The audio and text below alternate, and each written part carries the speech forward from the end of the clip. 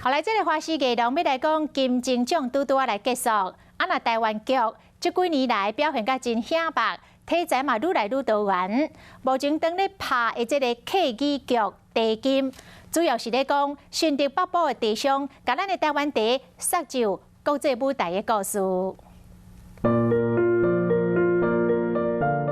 一大批翠绿的茶园，1950年代，茶米曾经是台湾的名片。客语剧《茶金》邀请演员郭子乾、温升豪、连玉涵穿剧中角色的服装，体现1950年代的风情。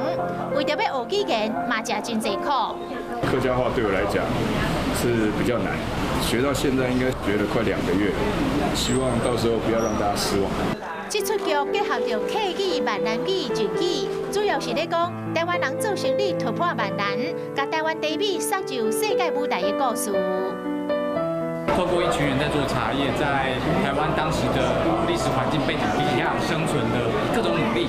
然后我们会看到，原来我们现在的我们是从哪里来的。